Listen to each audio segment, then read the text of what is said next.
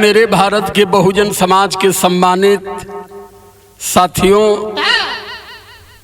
आज एक गीत आपके बीच में जा रही है बिरहा के रूप में। बड़ी फरमाइश आई कि सम्यक संबुद्ध का संपूर्ण जीवन भी एक भाग में छोड़िए। चूंकि इतिहास लंबा है, कुछ बिंदुओं को छूते हुए आपके बीच से चलूंगा मैं।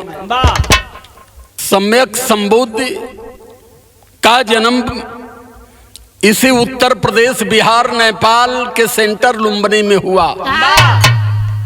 पूरा जीवन उन्होंने भारत को दिया, उत्तर प्रदेश में दिया, बिहार में दिया। पूरी दुनिया में 58 देश बुद्ध को भगवान मान लिए। पूरी दुनिया में 180 करोड़ बुद्ध के अनुयायी हो गए। 7 करोड़ वाला मुल्क जापान बुद्ध को समझ गया, चाइना बुद्ध को समझ गया, श्रीलंका बुद्ध को समझ गया, अमेरिका, ऑस्ट्रेलिया, ब्रिटेन बुद्ध को समझ गया। लेकिन भारत अब तक बुद्ध को नहीं समझ पाया। क्यों नहीं समझ पाया? कि भारत के लोगों को बुद्धू बना दिया गया। कि ये भारत के लोग अगर बुद्ध को समझ गए तो फिर अपने हक और अधिकार की लड़ाई लड़ने में और अपना अधिकार लेने में पीछे नहीं हटेंगे। तो मैं उस सम्यक संबुद्ध की चरणों में नमन करते हुए शुरुआत करता हूं। उस मिट्टी पर चलता हूं जिस मिट्टी पर सम्यक संबुद्ध का जन्म हुआ। 4 लाइन बिरहा में भूमिका है बाबू।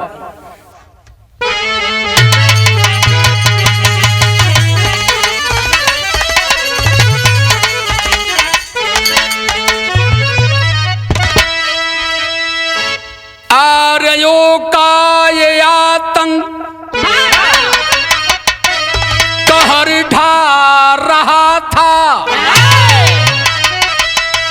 जातवादी जहर था धरा पे ये फैला।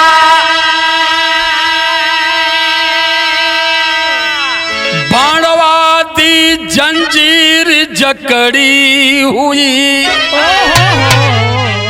कर्म कांडों का था जो ये विषधर विषैला।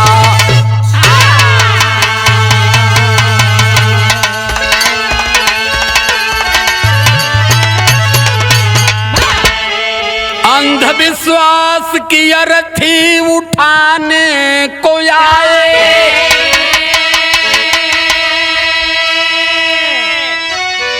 प्रज्ञाशील करुणा की ज्योति जला।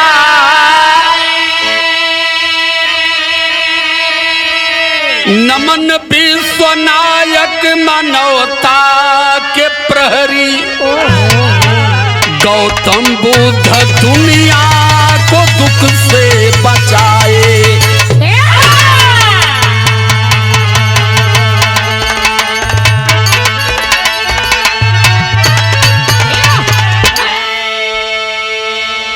नमन विश्वनायक मानवता के प्रहरी, गौतम बुद्ध दुनिया को दुख से बचाए। समता, समानता, बंधुता, स्वतंत्रता, भाईचारा, नैतिकता, मानव से मानव में प्रेम पैदा करने का जो मंत्र पूरे विश्व को तथागत बुद्ध ने दिया, शब्द नहीं है कि हम उसको कैसे डिस्प्ले कर पाए आपके बीच में। लेकिन बुद्ध को जो समझ गया, पूरा जीवन उसका शुद्ध हो गया। आज बड़ा संग्राम छिड़ा है। किस पर? सनातन संस्कृति पर। सनातन संस्कृति क्या है? सनातनी कहते हैं कि ये सनातन याद से अंत तक है। तो ऐ सनातनियों, मैं पूछ रहा हूं, एक स्टालिन की बात छोड़ो, मैं पूछ रहा हूं, मुझे बताओ कि अगर याद से अंत तक सनातन है तो इसी सनातनियों ने मानव के गले में हांडी भी बांधा, मानव को शुद्ध भोजन से वंचित किया, मानव को शुद्ध कपड़ा पहनने से वंचित किया, मानव को हक अधिकार शिक्षा सम्मान से भी वंचित किया। क्या यही है तेरा सनातन? सनातन क्या यही समानता पैदा करता है?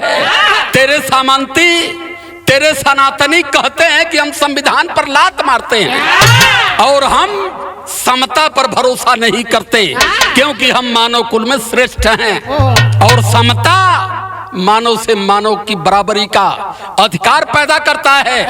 तो तुम्हें अब जवाब देना होगा सनातन पर। जब छेड़ दिए अगर जंग तो अब होगी ये वैचारिक क्रांति है। यही जन एक लाइन टुकड़ा है बाबू।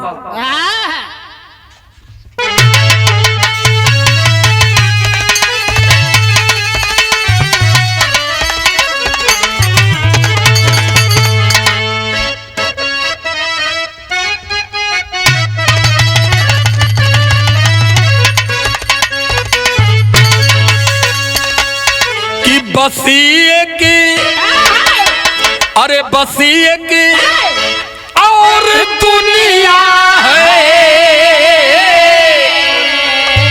अरे बसी की और दुनिया है इसी संसार के नीचे। बसी की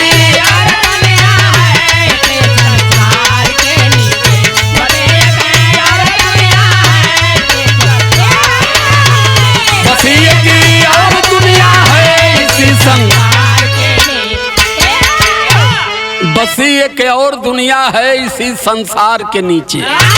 इस गीत पर भी सवाल है। संसार के ऊपर तो चंद्रयान 3 ने पता लगा दिया कि धरती से ऊपर एक चंद्रमा है और चंद्रमा पर पहुंच करके वहां उन्होंने एक गुफा में एलियन को तलाश लिया। लेकिन अब और कौन दुनिया एकरे भीतर ही हो। अब एकर भी पता लगा हो कि कौन देश के चाहिए। ऊपर तो राकेट उड़ के जात हो, ये समुंदर में का हल के जाई। तनी सुनवैया भैया लोगन ये सब चीज पर ध्यान देते रहिया। लेकिन गाने का स्थल भाव है।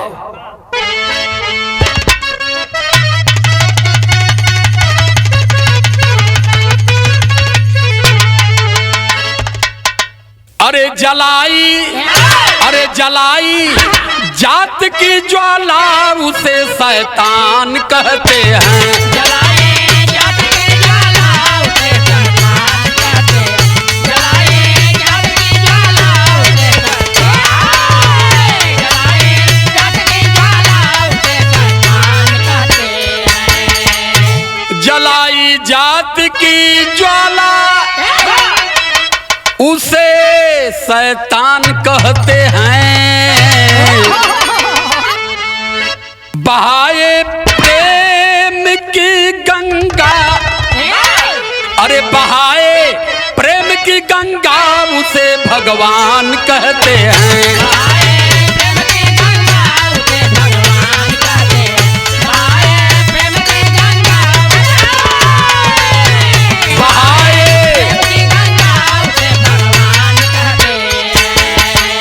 जलाई जात की ज्वाला उसे शैतान कहते हैं। माँ की उदर से हर आदमी मानव बनकर पैदा होता है। जात किसने बना दिया? इनके पिताजी ने नागपुर से कह दिया कि 2000 साल पहले इस देश में मानव को जातियों में ब्राह्मणों ने बांटा। आदरणीय परम श्रद्धे मोहन भागवत जी, मैं नहीं कह रहा हूं।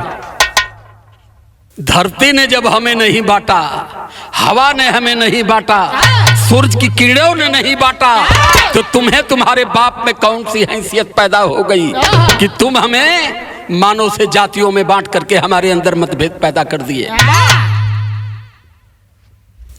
इस सारी बारीकी को मूल निवासी समाज को जानना पड़ेगा।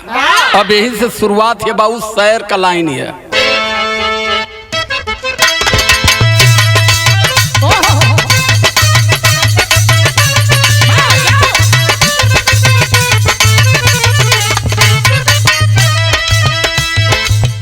जुल्म अन्याय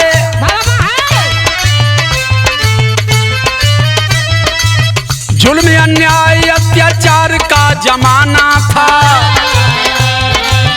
आर के खौफ से ही प्रेम का ठिकाना था।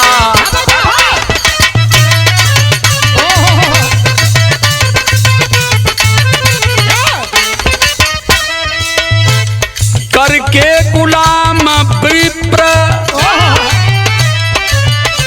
करके गुलाम विप्र शूद्रों को मजबूर किए,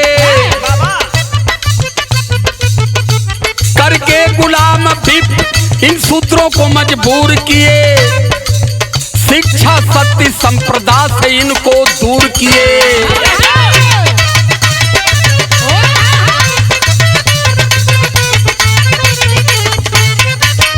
इन्होंने नियम बना दिया। क्या नियम बनाया? तीनों वर्ण की सेवा, ब्राह्मण नंबर 1 पर, क्षत्रिय नंबर 2 पर, बनिया नंबर 3 पर।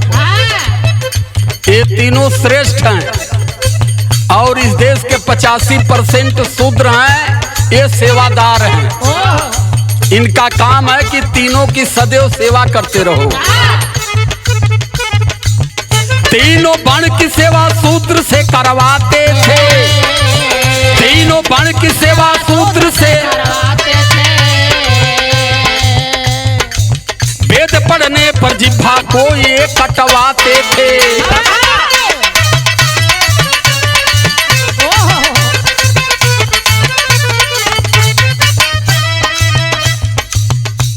इज्जत बहू बेटियों की, इज्जत बहू बेटियों की होती नीलाम रही। व्यवस्था मनोवादी थी, ये बात सारी आम रही। उस समय हमारे बहन बेटियों की कोई अस्तित्व नहीं थी। ये शुद्धिकरण व्यवस्था बनाए थे। बेटी हमारी विदा होती थी तो 5 दिन शुद्ध करते थे। इसी व्यवस्था में अगर पहला बेटा पैदा होता था तो गंगा में दान करवाते थे। बताना पड़ेगा कि सनातन था कि नहीं, नहीं तो इतना नसबंदी करेंगे तुम लोगों का ना कि भूल जाओगे सनातन का नाम लेते। अगर याद से अंत तक तेरा सनातन है तो तेरे सनातन में कौन सी व्यवस्था थी कि शादी के बाद हमारी बेटियों को 5 दिन तुम अपने घर में रख करके शुद्धिकरण करते थे। इस देश के शूद्र समाज का बेटा पैदा होता था तो गंगा में दान करवाते थे, बेटी पैदा होती थी तो मंदिर में भेजते थे। अब पूरा जवाब देना होगा तुम लोगों को। एमके स्टालिन के बेटे पर तुम लोगों ने सवाल उठाया। मैं आदर करता हूं ऐसे शानदार बेटों का जो मनवादियों के खिलाफ इतना बड़ा ऐलान जंग उन्होंने किया है।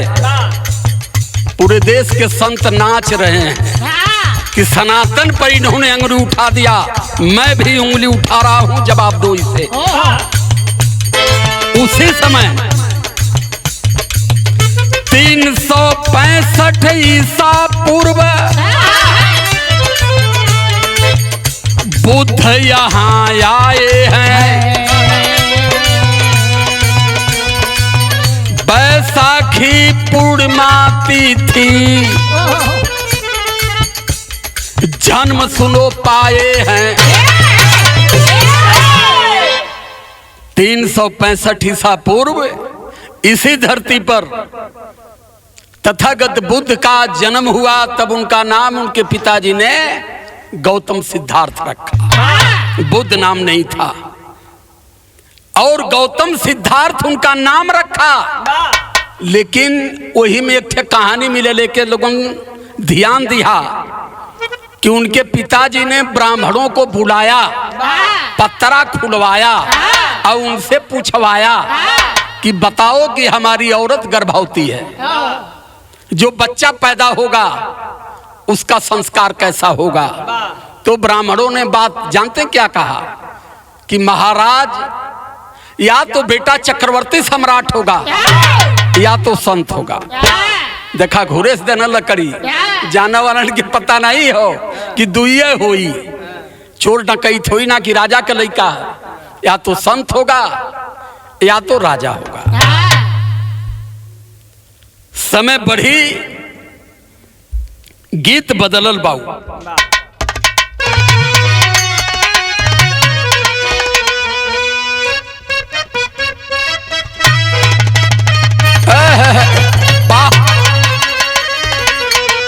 सौरभ बेटा बड़ी पुरान गीत है ये। हम जब सिखत रहली हम रही शाम कुंवर उंवर रहा है छेड़ी उड़ी चरावल जा तब गावल जाए। कैसे हाँ कैसे चलई कि मोरे पीछावा रहा सोनार का दुकानिया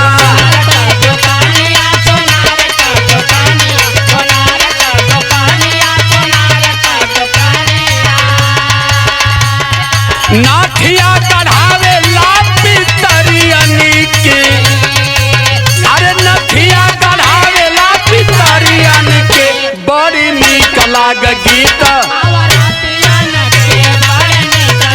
गीत आवरतिया के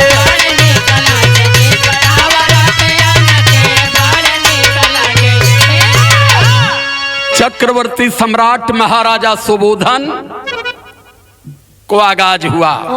क्या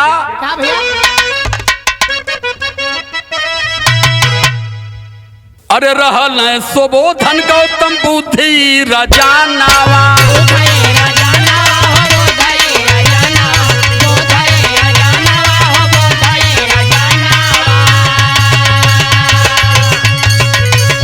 साक बंश जानेला जहान मिटावा साक बंश जानेला जहान मिटावा जन्म घरावा में बुध भगवान मिटावा जन्म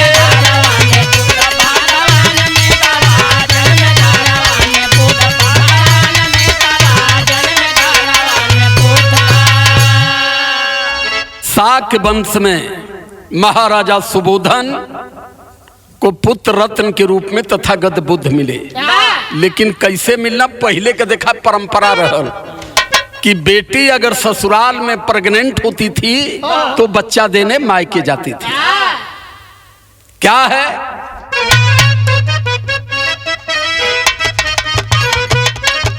राजा सुबोधन के पास 2 रानियां थी और 2 रानियां क्यों थी इसका भी कारण मैं भी आपको बताऊंगा। गौतमी या माया रहली दुई गोई रानी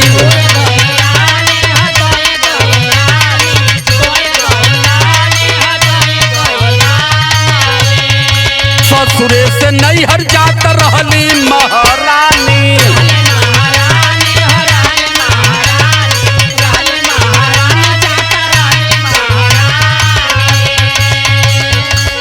महामाया गर्भवती हुई। महामाया की बहन थी गौतमी। जब महामाया की शादी सुबोधन राजा के साथ हुई तब महामाया कही कि मैं अपनी बहन के साथ ही अपना जीवन बिताऊंगी। राज दरबार में आकर के रहने लगी। लेकिन जब महामाया गर्भवती होती हैं तो समय आ गई मायके जाने की। और जब मायके जाने की समय आई तो कहाँ पहुंचती हैं कहना है रहल सुबोधन गौतम बुद्धि रजनवा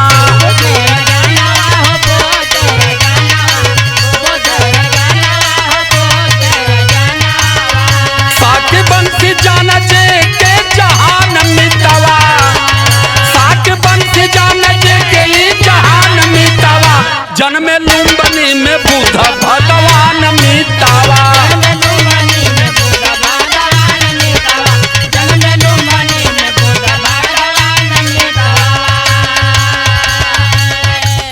जब समय आ गई बुद्ध के जन्म की तो उस समय राजा ने डोला में बैठा करके रानी महामाया को सिपाहियों के साथ दासियों के साथ लगा दिया कि अब इनको मायके लेकर के चली जाओ। जब लेकर के मायके में चले हैं तो उस समय होता है क्या लाइन है चूंकि प्रमाण मिलता है कि 2 रानियां थी महाराजा सुबोधन को। और कौन कौन थी?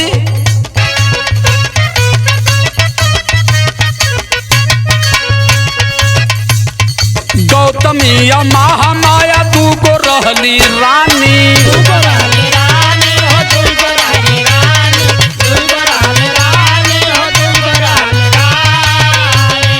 ससुरे से नैहर जाता रहली महारानी।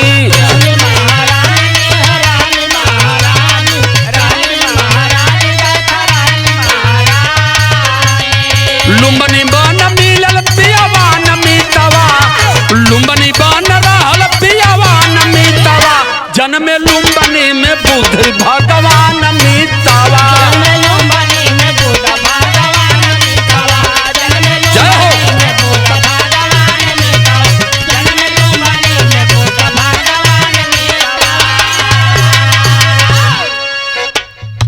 लेकिन रास्ते में ही लुम्बनी जंगल में पीपल वृक्ष के नीचे तथागत का जन्म हो गया और वहीं से फिर डोला वापस हुआ।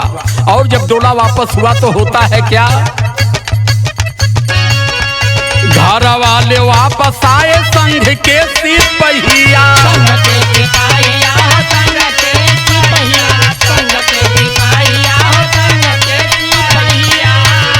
मंगल गीत गूंज लागला ननाया और रहिया।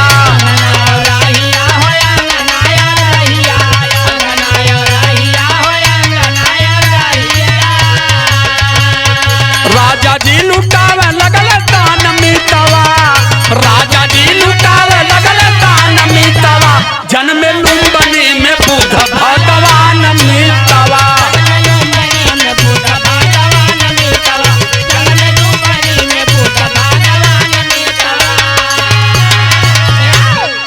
जन्म हुआ, वापस आए राज दरबार में। चूंकि ज्योतिषी पहले बता चुके थे कि बेटा या तो चक्रवर्ती सम्राट होगा या बहुत बड़ा संत होगा। तो राजा सोचे लगल राजा हुई तब तो ठीक हो, आ साधु हुई तब तो हमार नैया डुबा दी। क्यों ना सोचला कि हमार बेटा साधु हो, हमार बेटा संत हो, पड़ोसी का बेटा साधु हो। काहे सोचला कि साधु हो जाई तो पतो है ना आई, पतो है ना आई तो पोता ना होई, पोता ना होई तो खानदान ना बढ़ी। एकरे वजह से साधु संत का सेवा सब कराला, लेकिन केहू ना कहत कि हमार बेटा साधु हो। राजा को डर सताने लगी कि बेटा राजा हुआ तो राजपाट संभालेगा, और साधु हो जाई तब तो गड़बड़ हो जाई। राजा ने एक विशाल महल बनवा दिया, और ऐसा महल बनवाया, इतना बड़ा महल बनवाया कि उस महल में ही सारी व्यवस्था उन्होंने कर दिया। वहाँ स्कूल, मार्केट, खाना पीना, आना जाना, सब कुछ, पूरी दुनिया ही उस महल में समेट दिए राजा। कि बेटा मेरा जब बाहर की बात नहीं जानेगा, बाहरी हवा नहीं लगेगी, वो संत गुरु महापुरुषों के बारे में नहीं जानेगा, तो ये संत नहीं बनेगा, राजा ही बनेगा। कुल व्यवस्था हो गई, लेकिन भवन बने लगल बुद्ध छोट में एक शिशु है। तो आम बात है, केहू के घरे अगर लड़का होला तो सोहर जरूर होले। तो कवि जी ने 4 लाइन का भाव सोहर का दिया है बाबू।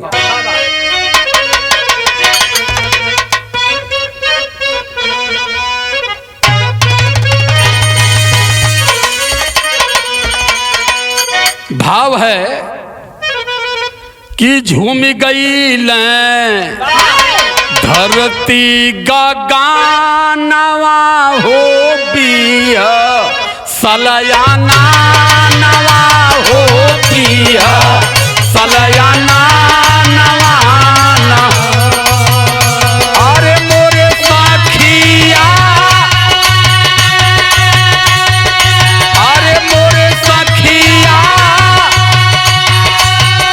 जन्म लिहल सुंदर ई लाला नवा हो भवाना, वहाँ में सोहर होले।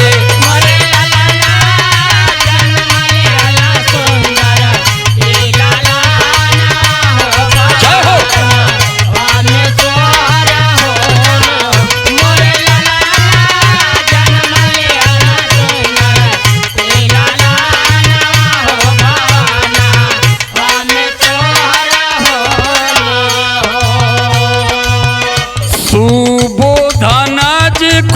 सिया मंगा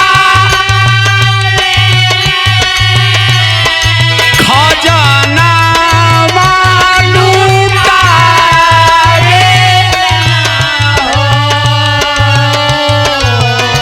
अरे सखिया झूमी झूमी नाचली सामानावा आंगनावा में सोहर हो ले हो। दोनों कह देली, बिरहा वाली भी कह देली, उहो कह देली, दोनों का आनंद लेला लोग। अब यही जान गीत बदलल। बुध 6 दिन के हो गए, 6 दिन हुआ। आज 6 दिन के बाद होता क्या, गीत बदल गए बेटा।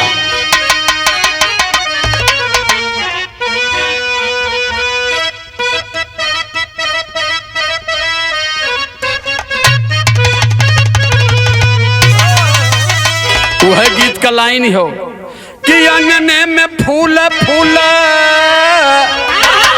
गेनवाए ननदो बजले बधाइया दुआरे पे। आंगने में फूल फूल गेनवाए बजले बधाई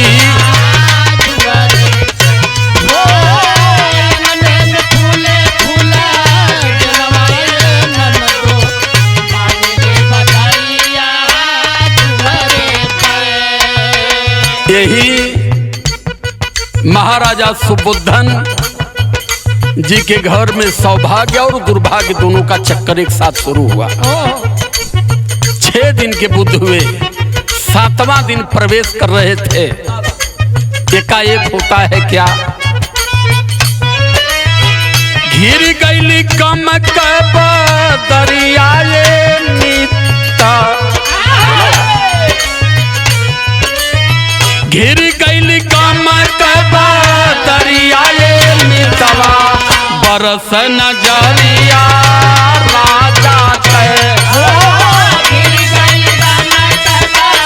दरियाए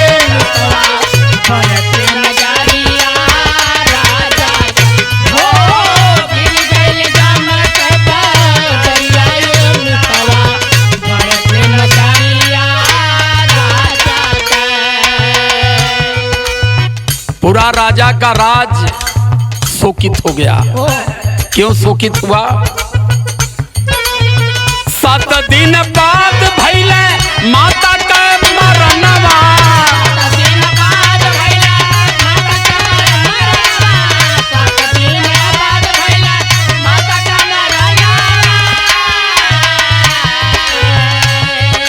छह दिन बाद नामकरण हुआ। नामकरण में इनका नाम गौतम सिद्धार्थ रखवाए। छठी बीती 7वें दिन माता महामाया धरती को अलविदा करती हैं और 7 दिन के ही बुध जन्म से 7 दिन के अंदर बुध अनाथ हो गए। लेकिन उनका मौसी रहली सिद्धार्थ के पालन पोषण शुरू कैली। 7 दिन बाद भइले माता का मरनवा।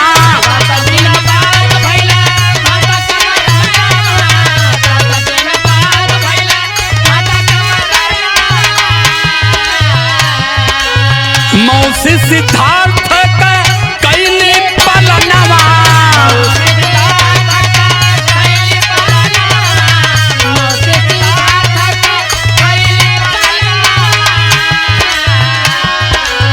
दुखवा में डूबलिया टरियाए बाबूजी। दुखवा में महलया टरियाए बाबूजी। राजा का नजरिया बरसले।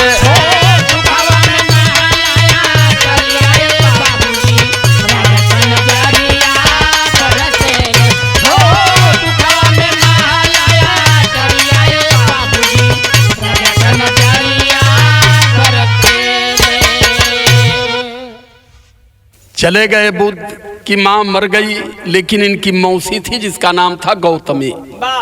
गौतमी पालन पोषण अपने बेटे की तरह करना शुरू करती हैं, और जब करना शुरू करती हैं तो आगे लाइन में कहना है, क्या है? अरे ज्योतिषी ज्ञानी एक, ज्योतिषी और ज्ञानी भूपी राजा को बताए,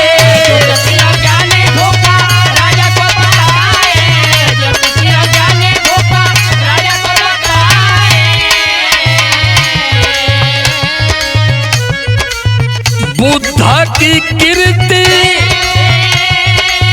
सबको सुनाए, बुद्ध सबको सुनाए, बुद्ध की कीर्ति सबको सुनाए।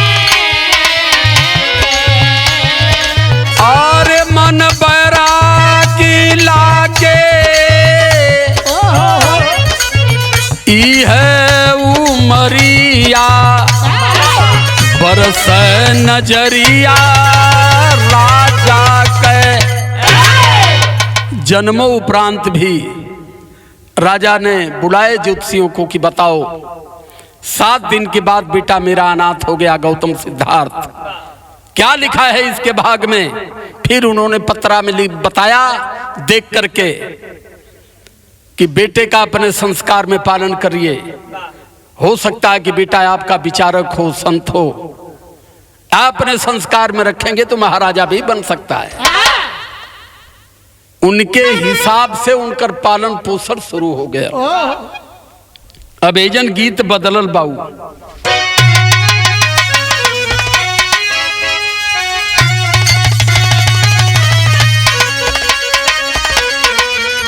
अरे कवने करनवा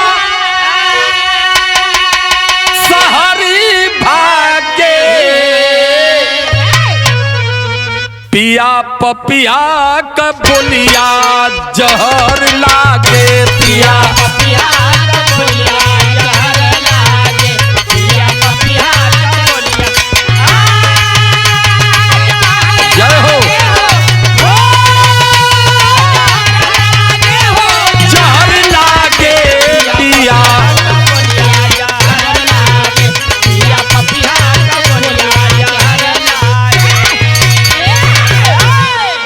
ज्योतिषियों के बताए अनुसार बड़ा भवन बनवा दिया गया। बुद्ध उसी में बड़े होने लगे। धीरे धीरे बुद्ध जवान हो गए उसी भवन में। उसी भवन में शिक्षा दीक्षा सब कुछ हुई। बुद्ध को पता नहीं चला कि बाहर भी कोई दुनिया है। धीरे धीरे उसी भवन में बुद्ध की शादी हो गई यशोधरा से। उसके बाद भी बुद्ध को पता नहीं चला। एक बच्चा हुआ राहुल। उसके बाद भी बुद्ध नहीं जान पाए कि इससे बाहर भी कोई दुनिया है। लेकिन कहा जाता है कि प्राकृतिक प्रवृत्ति को कोई रोक नहीं सकता। छोटा सा बेटा है और चांदनी रात है, रात की समय है, तेज हवाओं की झोंके से उस महल की एक खिड़की टूट गई। और जब खिड़की टूटी वहां से हवा निकली, तब बुद्ध बाहर झांक करके देखे और कहे कि ये क्या है। बुलाए अपने सारथी को, ये क्या है? कहे साहब आप तो भवन में है, इसके बाहर भी एक दुनिया है। बुद्ध ने इच्छा रखा कि मुझे यहां से बाहर ले चलो। तो गीत बदलल हुआ गीत यो।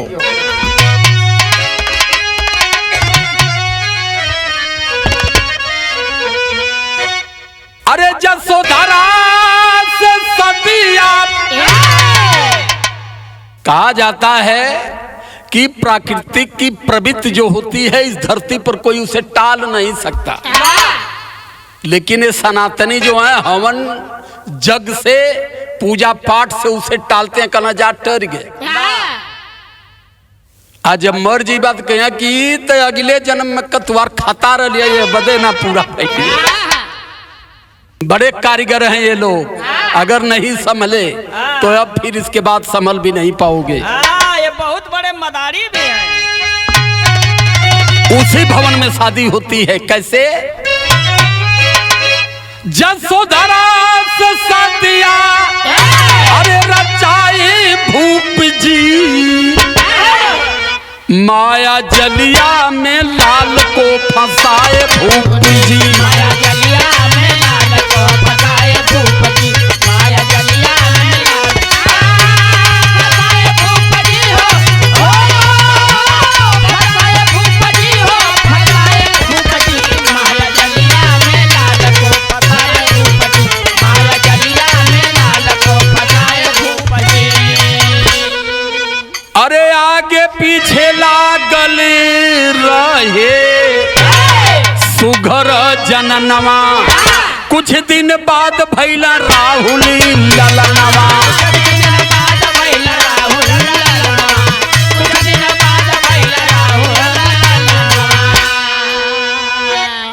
दास दसियनी की भिड़िया, दास दसियन की भिड़िया जुटाए भूप जी, माया जलिया में लाल को फंसाए भूप जी। माया जलिया में लाल को फंसाए भूप जी, माया जलिया में जय हो फंसाए भूप जी हो, फंसाए भूप जी हो, फंसाए भूप जी, माया जलिया में लाल को फंसाए भूप जी, माया जलिया में लाल को फंसाए भूप जी।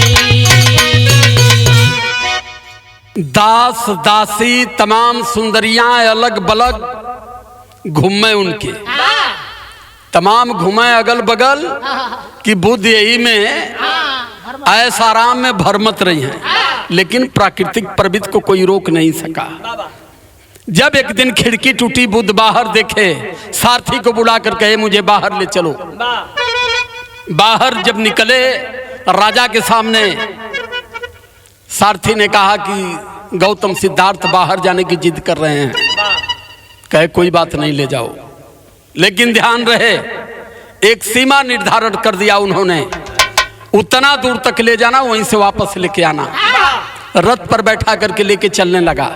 विदेशिया का भाव है, क्या है?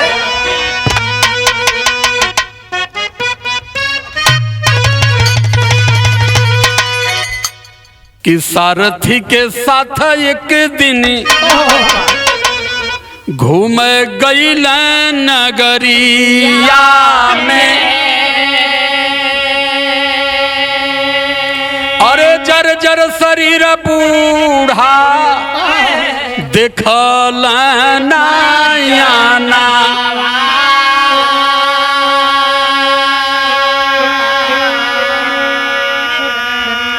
सारथी से पूछे काहे झुकली कमरिया,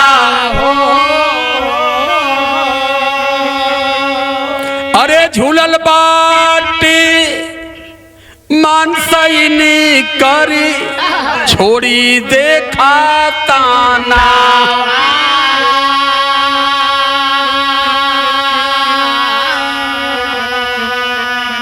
जहां तक बुद्ध को जाने की सीमा थी वहां तक राजा सुबोधन ने कहा कि इस मार्ग में न कोई बच्चा लौके न कोई बुजुर्ग लौके, सारे लोग एक समान एक उम्र के होने चाहिए।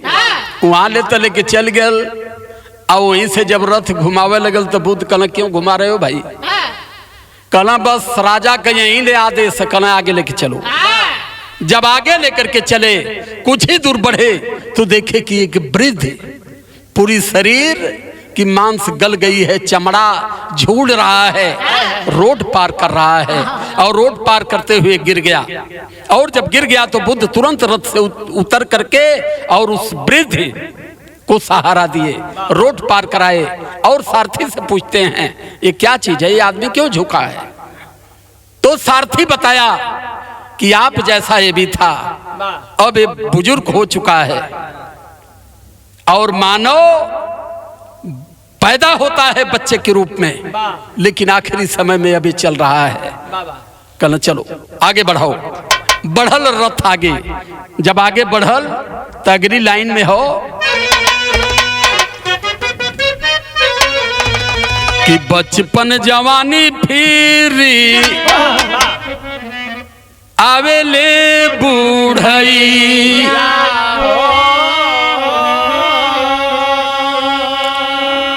सारथी कहा कि महाराज बचपन जवानी के बाद फिर बुढ़ाई आती है और बुढ़ाई के बाद फिर व्यक्ति इस धरती को अलविदा कर देता है। अरे बचपन जवानी फिर आवेला बुढ़ैया हो, अरे निर्बल शरीर होला झंखेला नयाना।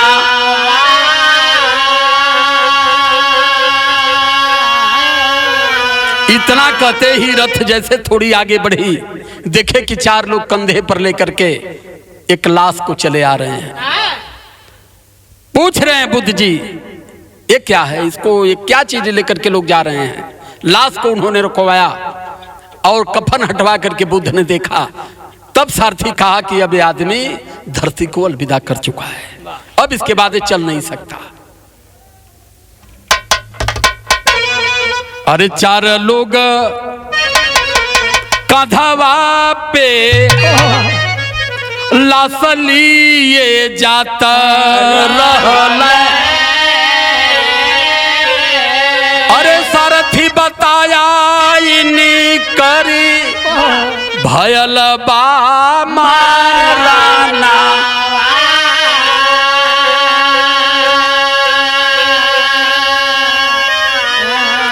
जीवन के आखिरी क्षण में बुद्ध ने यही उपदेश भी दिया था, मनुष्य जीवन जन्म जीवन मरण तीनही में सत्य है। जन्म होता है, जीवन चलता है, मरण सुनिश्चित है। और उसके बाद बुद्ध ने कहा कि रथ घुमाओ। बुद्ध अब वही समझ गए, बिरहा में टेरी का भाव बेटा।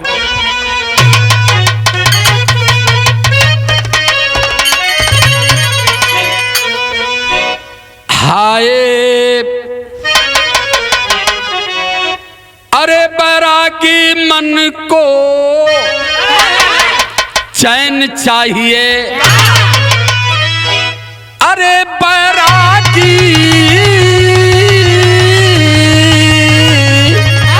हो बैरागी मन को चैन चाहिए। एक दिन घर से निकले रहती आधी रैन। जय हो। बुद्ध घर पर आए, कुछ ही समय बीता, सोच लिए कि अब संसार के लिए मुझे राजभवन को त्यागना पड़ेगा। और सोच विचार करके बुद्ध नई नबीली दुल्हन छोटे शिष्य राहुल को छोड़ करके राज दरबार से वो भंग करते हैं। खास तौर से मैं अपने बहुजन समाज 85 मूल निवासी समाज के बहुत सारे मार्ग से भटके लोग कह रहे हैं कि बुद्ध धर्म में जात हुआ। बुद्ध के त्याग और बलिदान को समझो।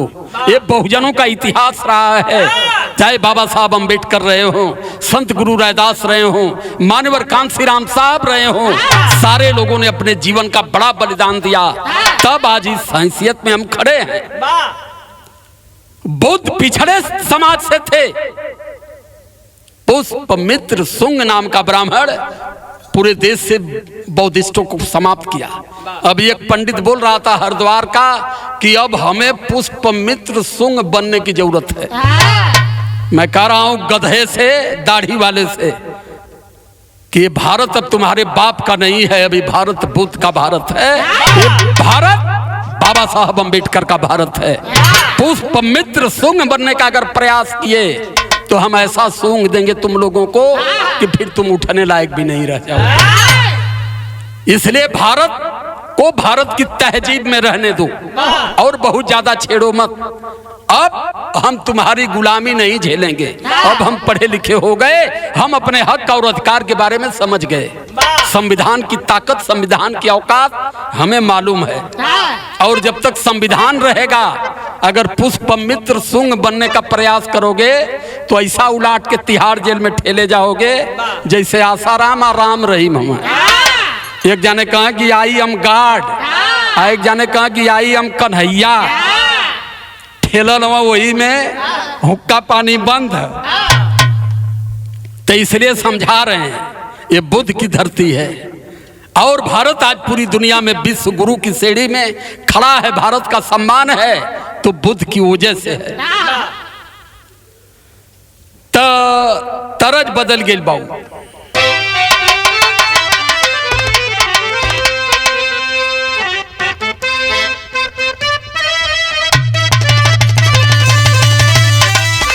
अरे सौरभी तो बेटा बड़ी खतरनाक तरज है। एक ठे मेहरारू अपने मन सेधु से कहल, जानत हुआ का कहल सुना। अरे कमर पर हाथ मत लगाना, अरे कमर पर हाथ मत लगाना हो बलमा, मजा धीरे से लेना।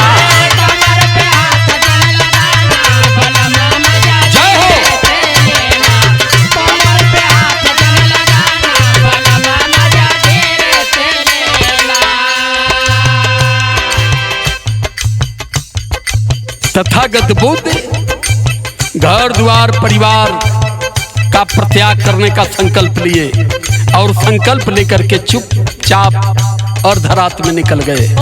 और जब निकल जाते हैं तो होता है क्या,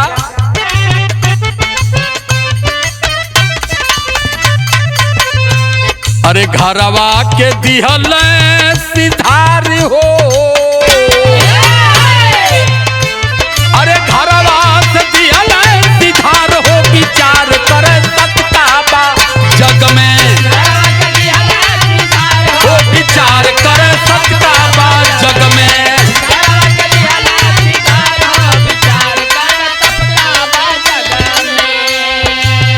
अब वहां से निकले बुद्ध और धीरे धीरे कहां गए,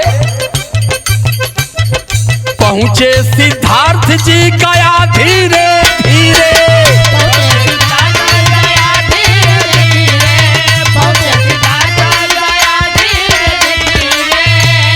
समाधि लगाए निरंजना के तीरे,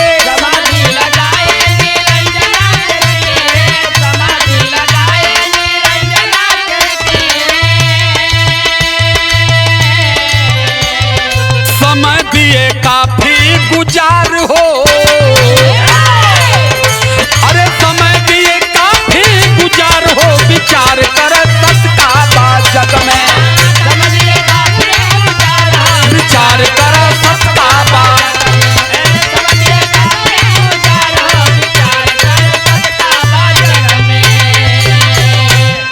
बिहार के बोध गया में पहुंचे और बिहार के बोध गया में पहुंच करके एक पीपल वृक्ष के नीचे आसन लगा दिए और कहे मैं खोजूंगा परमात्मा को, मैं मिलूंगा परमात्मा से। कहाँ है परमात्मा, किसकी पूजा होती है।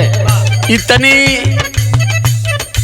घोर तप करना शुरू किए, ध्यान मग्न हो गए कि बुद्ध को पता ही नहीं कि समय कितना बीत गई। धीरे धीरे पूरी शरीर इनकी सूखने लगी और जब धीरे धीरे शरीर सूखने लगी तो होता है क्या,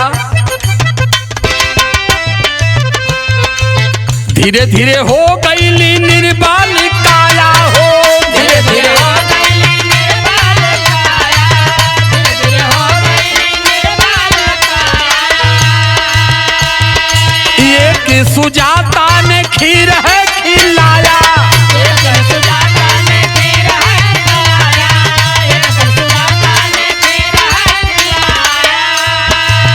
एकदम शरीर सूख गई। सुजाता नाम की एक लड़की पीपल वृक्ष के नीचे पूजा करने खीर चढ़ाने पहुंची और वहां जब गौतम सिद्धार्थ को देखा कि शरीर सूख गई है तो कहा कि बस यही मेरे देवता मिल गए, यही देवता हैं। और उठा करके खीर धीरे से बुद्ध के मुंह में डालती है और जब लार बने शुरू भइल, लगना जीभ चुटुर मुटुर करे। आज जब चुटुर मुटुर कर गई, दू एक चिम्मच खियौलत, तनी 2 चिम्मच पानी पियौलत। आज जब पानी पियौलत तो पुनः फिर शरीर अपनी अवस्था में आना शुरू हो गई। और जब आवे लगल बुद्ध को होश आया, तब बुद्ध समझ गए कि बस यही है संसार, यही है परमात्मा। यहाँ आत्मा परमात्मा कुछ है ओए नहीं होता है क्या? एक सुजाता ने खीर है खिलाया हो, एक सुजाता ने खीर है खिलाया, एक सुजाता ने खीर है खिलाया। फिर बैठे आसन के मार हूँ, फिर बैठे आसन के मार हो, विचार करें सत्ता बा जग में।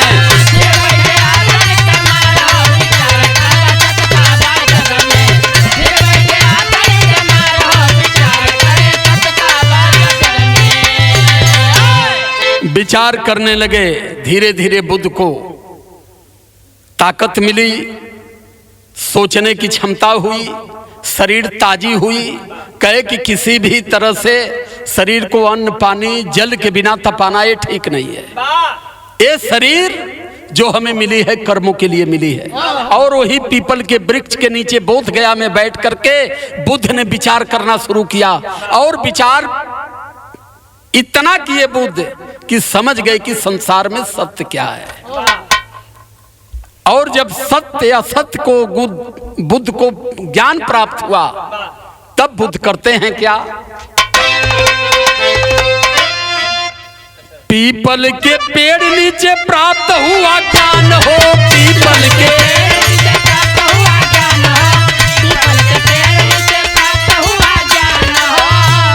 कहलाए सिद्धार्थ तब बुद्ध भगवान हो।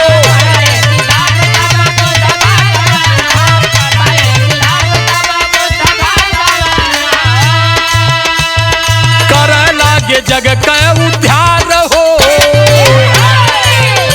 अरे कर लागे जग का उद्धार हो, विचार करें सत्ता बा जग में।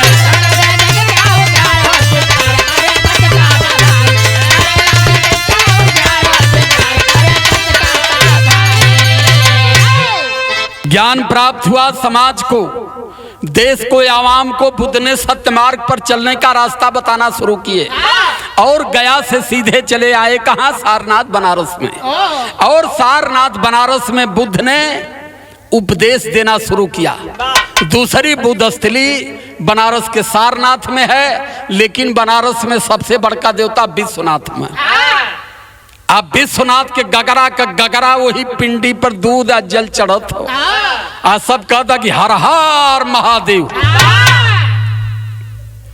क्योंकि जहां जहां बुद्ध गए, और सारनाथ से बुद्ध निकले तो साकेत गए, जिसे इन लोगों ने मिटा करके आज अयोध्या बना दिया। और वहां से जब निकले बुद्ध, तब सीधे सिद्धार्थ नगर होते हुए सराय बस्ती पहुंचे। और जब सराय बस्ती पहुंचे तो वही पता चला बुद्ध को कि बेटा राहुल इस दुनिया में नहीं है। लेकिन देश और समाज की जो मोह थी, जो दर्द थी, और सामाजिक सत्य जो था, ये बुद्ध को पता चल चुका था। इसलिए कहे कि जब माता पिता, राजपाट, बाल बच्चे, ये सब एक माया है। और सामाजिक विषयों पर वही व्यक्ति गहराई से विचार कर सकता है और समाज को सही उपदेश दे सकता है जो इस माया से विरक्त हो। पहपट का लाइन हो।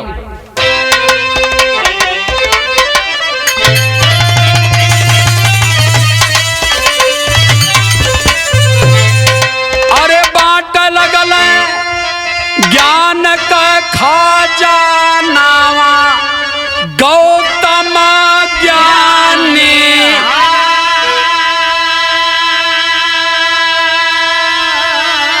अरे बाट लगल ज्ञान के खजानावा, गौतम ज्ञानी हो। इसको तथागत बुद्ध ने ये संदेश देना शुरू किया। क्या है मेरी धरती के मानव समाज के लोगों, सुनो। अरे बण छुआछूत जातवाद को मिटाए, मन करा काबू में ए बात समझाए।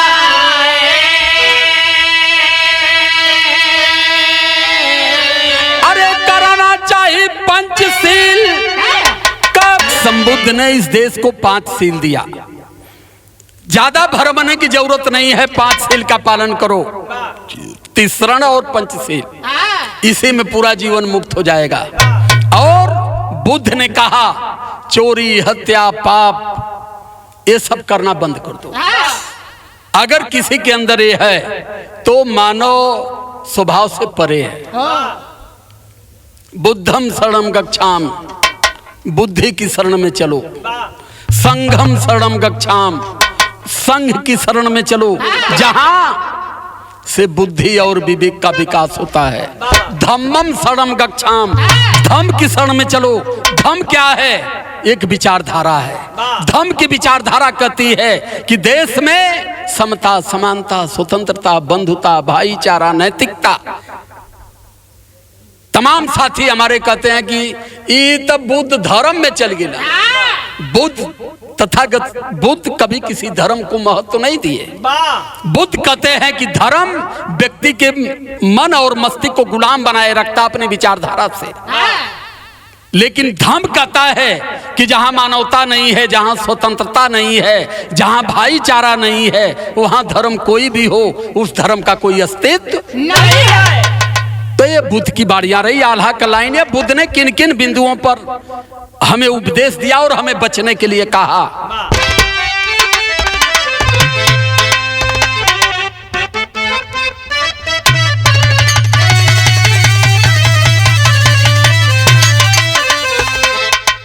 अरे कर्म कांड जाति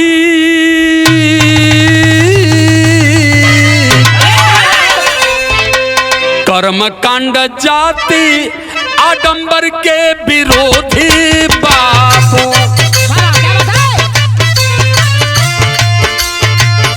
समता व ममता का दिए उपदेश,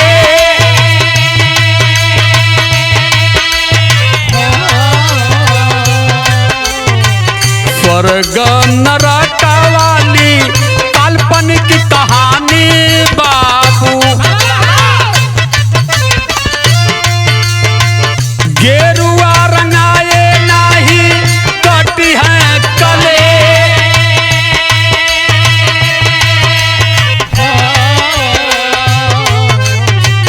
गंगा के नहाए नहीं पाप धूल जाला बाबू,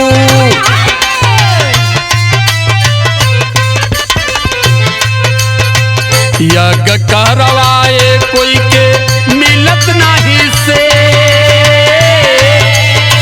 यज्ञ करवाए कोई के मिलत ना बिसे, मूड़ा मूड़वाए नहीं पितर जरी जई है बाबू, मूड़ा मूड़वाए नहीं पितर जरी जई है बाबू, मूड़ा मूड़वाए नहीं पितर जरी जई है बाबू, तीर्थ व्रत से नाही कटी है कले,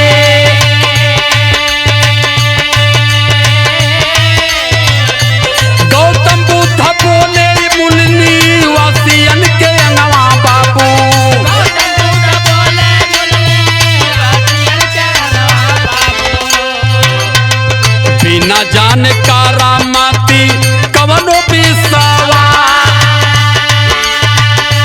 बिना जान करामाती कवनो बिसावा, तू है मानवादी लोगा ढोंग में फसवला है भैया, हुए मनवाले लोगा ढोंग में फसवले भैया। तथागत बुद्ध कहे स्वर्ग नरक आत्मा परमात्मा कहीं कुछ नहीं है। पत्थर की मूर्तियों में मुक्ति खोजते रह जाओगे, जीवन खत्म हो जाएगा, कुछ नहीं पाओगे। और बुद्ध की विचारधारा को लेकर के चलने वाले चंद्रगुप्त और सम्राट अशोक मौर्य से लेकर के 10 राजा, आखिरी राजा बृहदत्त मौर्य तक बुद्ध की विचारधारा की हुकूमत भारत में चली। तब भारत की सीमा कहाँ थी? रसिया तक थी। बृहत भारत था, विशाल भारत था, अखंड भारत था। लेकिन पुष्पमित्र शुंग नाम का ब्राह्मण लास्ट राजा बृहदत्त मौर्य की हत्या करके वहां से भगा और आया यहाँ अयोध्या, जो कहते हैं साकेत में अपनी राजधानी बना लिया। और साकेत की राजधानी से इन्होंने घोषणा किया कि एक बौद्धिस्ट का सर काटने के लिए 100 मुद्रा सोना। इनको पता है पाखंड धरती पर तब खत्म होगा जब यहाँ से बौद्ध धर्म खत्म होगा। बौद्ध की विचारधारा जब तक भारत में रहेगी तब तक यहाँ पाखंड लोग नहीं मानेंगे। तो देश में पाखंड फैला करके इस देश के मूल निवासियों को फंसाने के लिए पहले धर्म को खत्म करना पड़ेगा। आज ही गदहवा वह कमवाया जो करत हुआ। जैसे हमारे राजेंद्र पाल गौतम को ये कहा कि 21 लाख दूंगा इसका गर्दन काटने के लिए। जब उन्होंने बाबा साहब अम्बेडकर की 22 प्रतिज्ञा को दोहराया, उसके बाद हमारे चंद्रशेखर यादव शिक्षा मंत्री बिहार से जब उन्होंने ये कह दिया शूद्र गंवार ढोल पसनारी ये सकल ताड़न के अधिकारी, ये चौपाई हमारे लिए गलत है, रामायण से इस चौपाई को निकाल देना चाहिए। तो दूसरा गदहा कहता है कि उसकी जिह्वा काटने के लिए 10 लाख का इनाम। चौथा गदहा हरिद्वार से बोला है कि हमें पुष्पमित्र शुंग बनना पड़ेगा। एक चीज पूरे एलानिया बोल रहा हूं कि दिमाग में कभी ऐसी फर्तून बसाने का प्रयास भी मत करना। तुम एक पुष्पमित्र शुंग अगर बनोगे तो इस भारत की धरती पर लाखों बृहदत्त मौराज खड़े हैं। इसलिए समझा रहा हूं, समानता में आ जाओ, स्वतंत्रता में आ जाओ, बंधुता में आ जाओ और भारत की तहजीब को, यहाँ की गंगा जमुनी की संस्कृति को बिगाड़ने का प्रयास मत करो। क्या है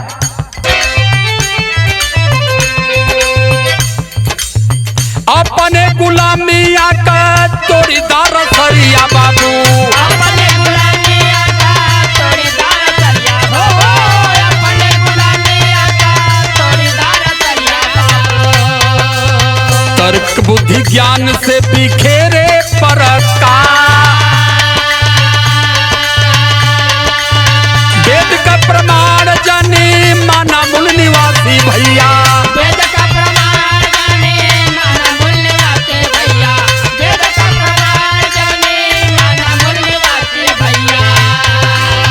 तार लोग किए तुहरे पुरखन का नाम,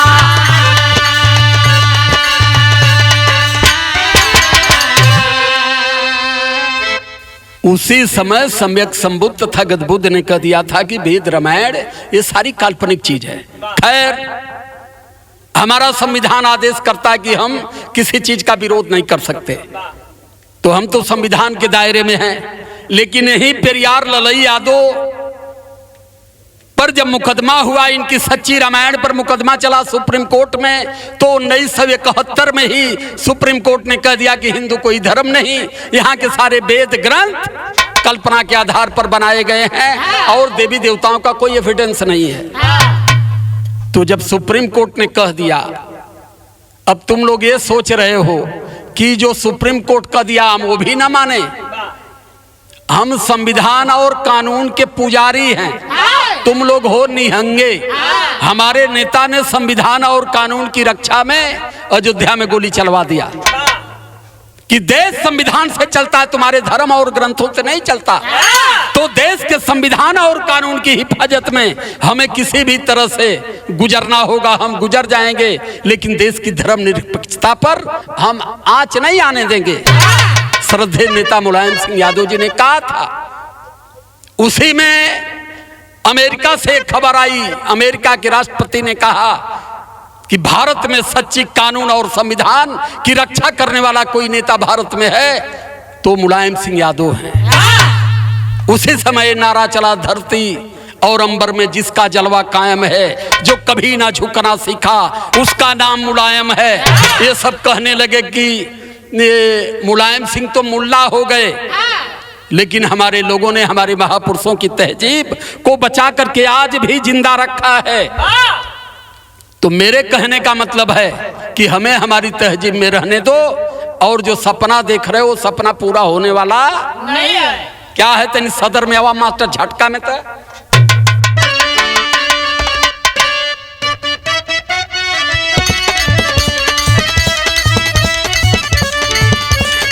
साम दाम दंड भेद भैया मिटाते, साम दाम दंड भेद भैया लिया। अरे नष्ट किए द्राविड़ों को सारा इतिहास, अरे मूल निवासी इतिहास के जानने वाला, अरे मूल निवासी इतिहास के जानने वाला। अरे होली मनाते हमें देकर के लाते, ऊंच नीच भेदभाव देश में बढ़ावाला। अरे कैला बर्बाद पाजी सुनते ही बात, 6743 जतिया, अरे 6743 जतिया, पर सब ही का करते उपहार। अरे सब मूल निवासी बौद्ध धमाया बनावा, तब होई भारत का तुहरे विकास हो।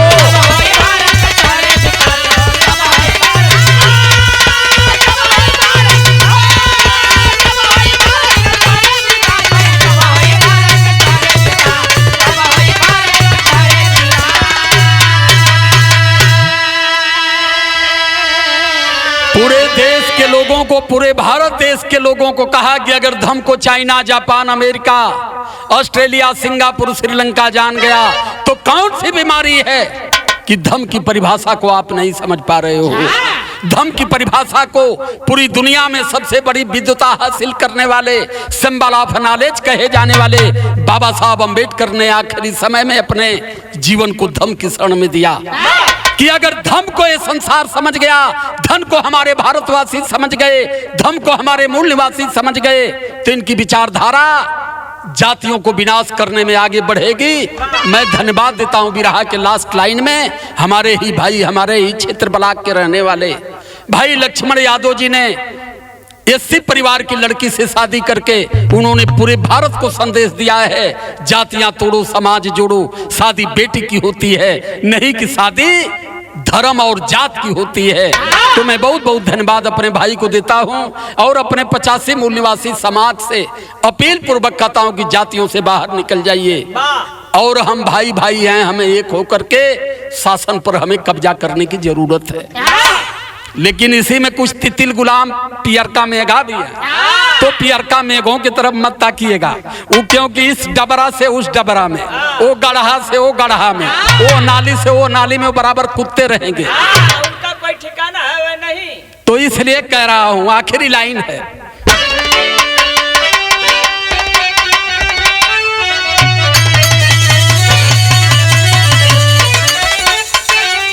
अरे मानसिक गुलामी से जीवन अरे बचावा भैया, अरे जागा मूल निवासी बुद्ध धाम अपनावा भैया।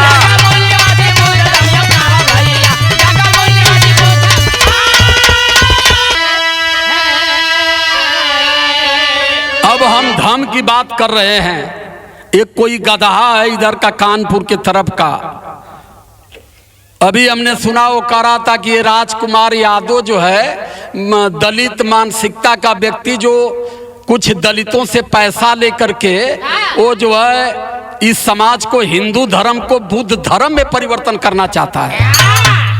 बहुत काफी लोगों ने उसको जवाब भी दिया है कि पहले तुम धर्म को पहचानो, क्योंकि तुम ब्राह्मणों के गुलाम हो। जो ब्राह्मणों की गुलामी करता है, मूर्तियों मंदिरों में भरोसा करता है, वो धर्म को नहीं जान पाएगा।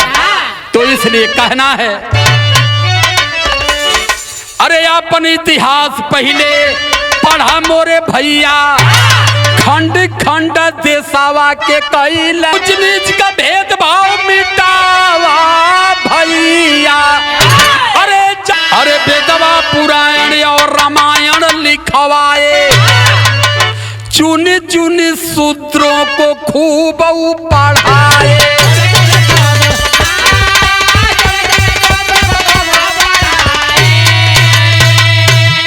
इन लोगों ने रामायण लिखवाया, ग्रंथ लिखवाया, उस ग्रंथों में हमें बेवकूफ बनाया, उस ग्रंथों में हमें खूब गाली दिया।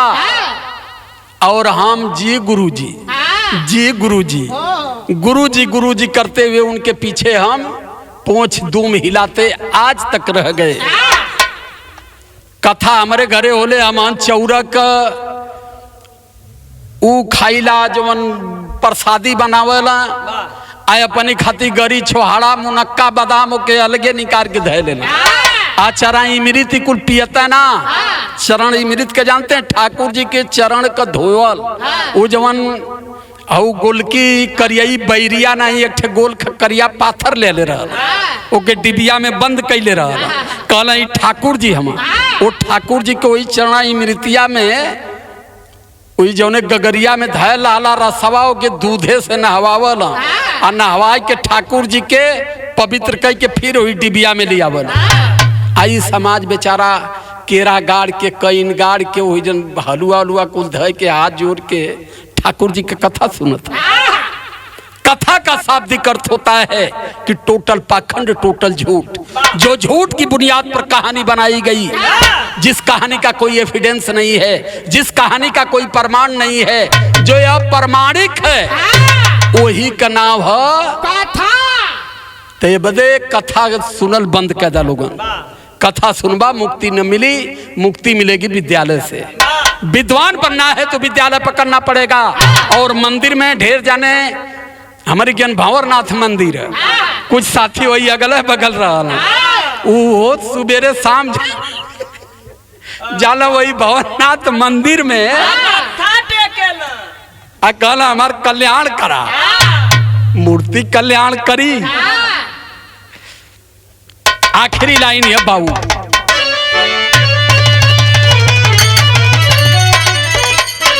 अरे महामानो बुद्ध वाली बात अपनाई, 40 देश लिहल धर्म अपनाई।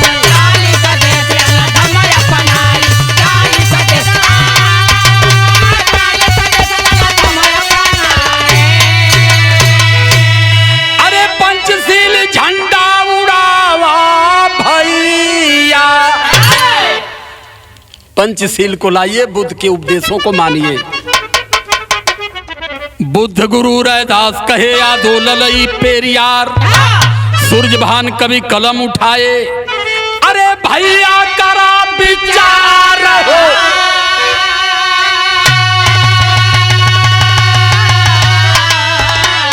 अरे बैरागी मन को चैन चाहिए, कि यादो राजकुमार है बुद्धि चरण अनुरागी, बैरागी मन को प्यार चाहिए,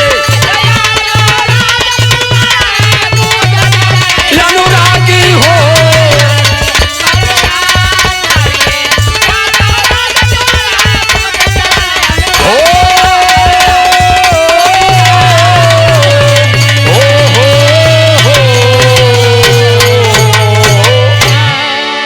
सादर जय भीम, नमो बुद्धाय, बहुत बहुत साधुवाद।